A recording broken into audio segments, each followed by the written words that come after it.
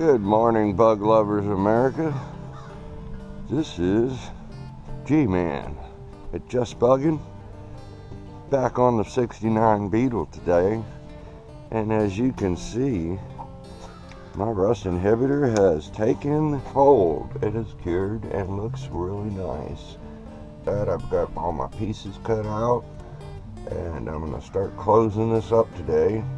Alright, I got my piece of metal down there. Give me something there to weld to. As you can see, I took a spot weld drill bit, used to drill out spot welds, and I put some holes in it. And I'm going to use the back side of this heater channel, and I'll be able to get in here and fill these back in a little easier than trying to get the edge, which I'll end up welding anyways, some edge, but that'll do for that right there. So I'm gonna get that welded on. All right, I got this passenger side plate welded on. Turned out pretty nice. A little pain in the ass to weld back in that corner. So now time to move to the other side. That one's even gonna be more fun with all that in the way. All right, I got my lip down here, an edge that I can weld to now because there was nothing there, and I'm going to go further down, and of course I'm going to put sealant in there because I can't do that part right there that's on top of the seal. So, and it's going to go about there, and then I got those holes drilled out with my spot weld drill bit, so I can get inside there and weld that to that heater channel. In the end, since I have nothing else there to weld to, it's gonna look good right there. Yeah, and then I'll put my piece back in right there, and should be closed up. All right, I've got all my pieces in there. I still got a little bit more welding and tacking to do on it, down in the corner over there, but it's looking good. This is what I wanted to see. Yep. Alrighty, I'll finish up on the welding and get ready to clean it all up and ready for some sealer and some paint. Yep, she's looking good. Okay, as you can see, got it all closed up now. Kind of made a mess of some sealer in there. That's, stuff's really nasty to work with, but it doesn't matter. It's all getting painted and covered up with a good rubberized coating. Looks much better, and it's not going to leak. Definitely got that sealer up in there. Alrighty. Alright, I'm back. I took some time to get it painted, and of course you saw the sealer. Got it painted, and then put a few coats of rubberized undercoating on all the interior of it. So that looks good. And I'll let it dry, and hopefully my other suspension parts come in and I can move on with this and get it done. Alright, well, I figured since I got a little bit of nasty weather, just got real cold today, I'd get back on the 69. I just removed this tie rod in. It's just the inner for the left side, driver's side. Of course, I had to count it to turns out, and it was 26 turns until it came off, and I put 26 turns, put it right back on. So this one is set. And that baby up. I just set some more. I just take it off of the same amount of turns and put the other one back on the same amount of turns, and then I'll put my tool on it, my extendable alignment tool, and I'll align the front end, get as close as possible. But I always tell them to take it in and have it put on a computerized system to get it exact. So don't want to get some premature wear on your tires. All right, let's get to this side, but it's not going to turn by my hand. That other one was actually not so bad. Let's see. All right, I got that freed up. Get my proper PPE on. Gotta save those hands.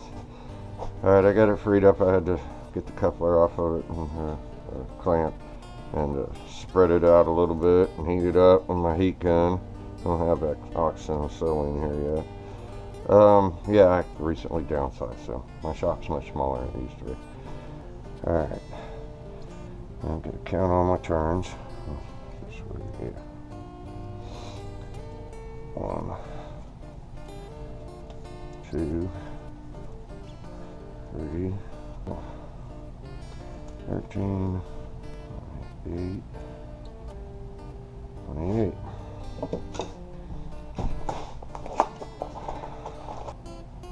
3, 6, 7, 28. Alright. Alright, I've got my left side tie rod in and rod painted up. And I see that my sway bar bushings are going to come in today sometime. So I'm going to sand this bad boy up and paint this one up. So I'll be ready when that gets here. I got my sway bar painted. It's a little cold for paint, but it'll eventually get it. Let's see, something else I noticed while I was down here. These, where is it? I pulled it out too. These brake lines, they're all worn. They've been rubbing up against this. See that flat spot right there where it's been rubbing on the frame? Oh, here's the other line. And they're just freaking nasty. So I'm going to replace these lines. As you can see, it's time for the sway bar to be installed. I've got all the new bushings here. This is the first time I've put one on. It doesn't look that difficult. I'm going to put some oil in here. Gotta put the big one on first. I'm gonna get them on there first and position where they need to go. Alright. Over here and do this one too.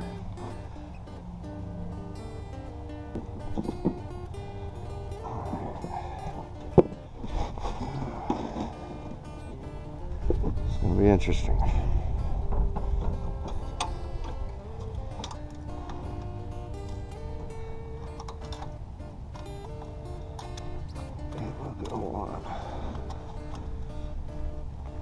Alright, I'm back.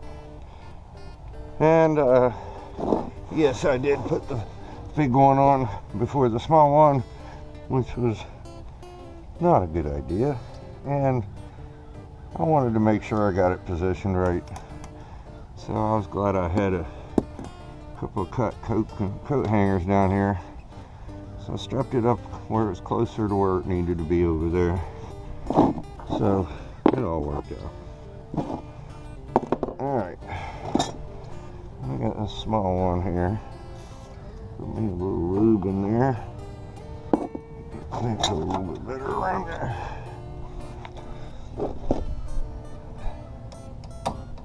Look at there. These aren't that bad.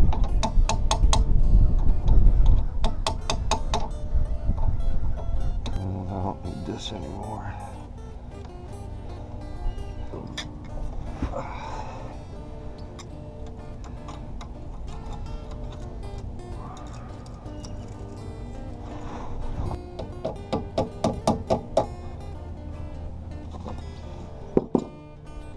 Yeah, I should have blown off all this stuff.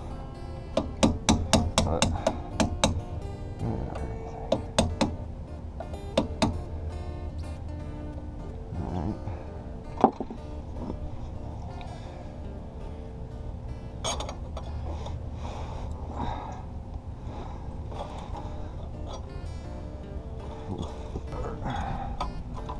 Let's see how that works out.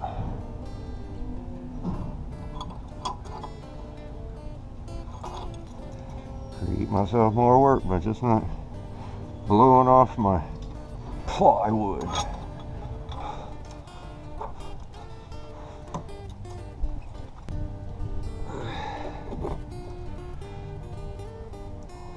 small end first, if I haven't said it before.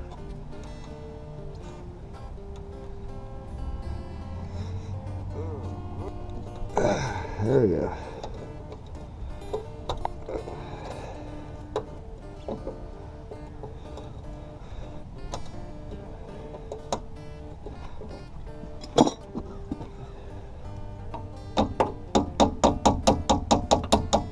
Alright, well, I was looking at, I wanted to see if it was straight, and see, it just barely clears there, and this is fine, and then it clears there, it's not touching over here.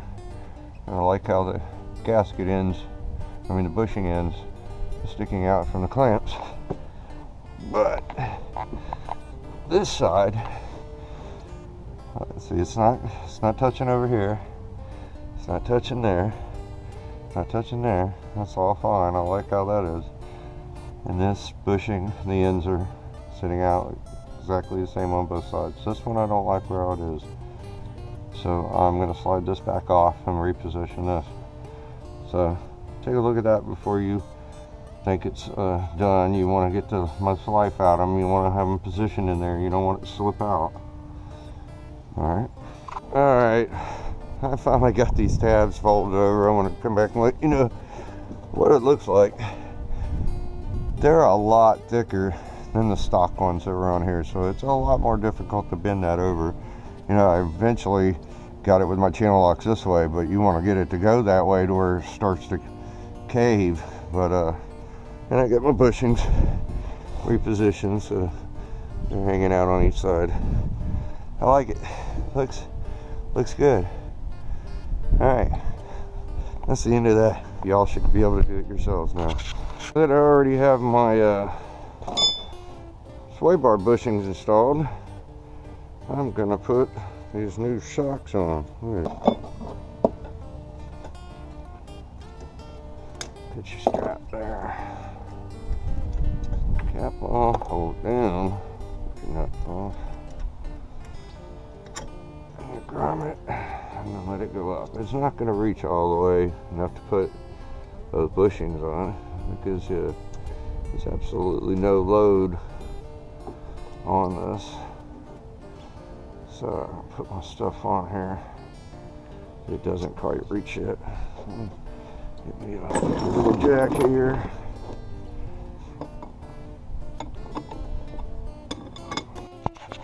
It's planted itself in there now. I'm gonna put my washer on there.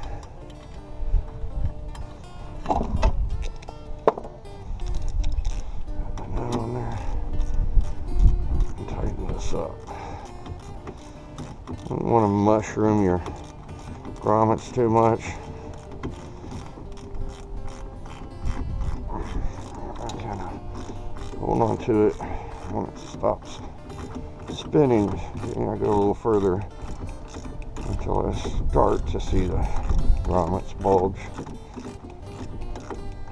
Just a little bit. Made a nice setup under this car now. It's going to handle like a dream, like it did originally. That's good right there. The simple task. Yep, almost done. Just waiting on the rag joint for the steering gearbox and column, and right side tie rod end assembly. Until then, G-Man out. Just bugging.